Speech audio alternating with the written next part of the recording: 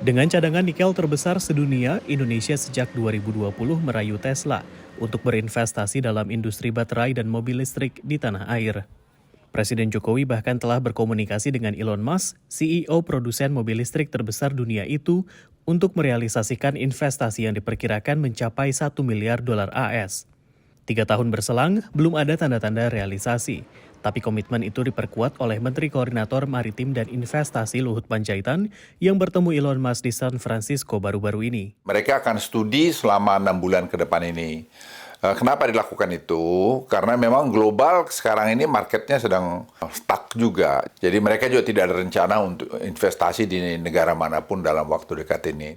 Hal lain yang jadi pertimbangan Elon Musk menurut Luhut adalah dampak pemberlakuan Undang-Undang Pengurangan Inflasi AS atau Inflation Reduction Act pada investasi dan promosi energi bersih.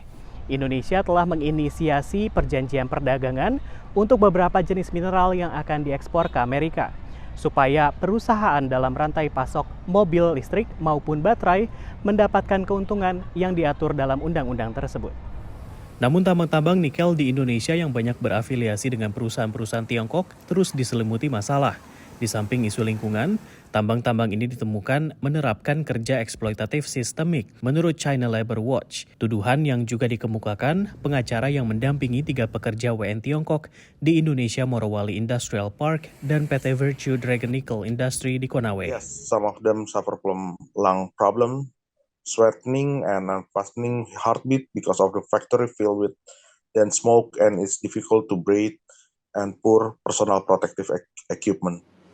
Laporan Trend Asia menemukan pada 2020 sampai 2022 ada setidaknya 68 insiden kecelakaan yang menyebabkan 47 meninggal dunia, 10 kejadian bunuh diri, dan 76 terluka.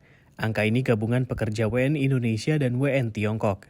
Peneliti di Indonesia percaya kasusnya lebih banyak. Yang merekam dan menyebarkan informasi tersebut ke WeChat, misalnya ke grup pekerja mereka, diancam untuk diberikan denda, bahkan diancam untuk tidak diberi izin untuk kembali ke Cina. Kan saat ini password mereka ada yang ditahan, seperti itu. Pengamat menilai pemerintah Indonesia harus terlibat dan tegas terhadap perusahaan-perusahaan ini.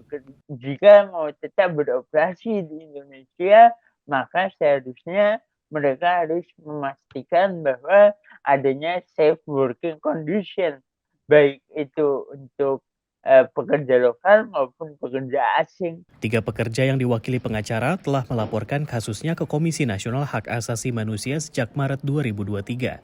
Namun belum ada kelanjutannya. Dari Washington DC, Rio Tuasikal, VOA.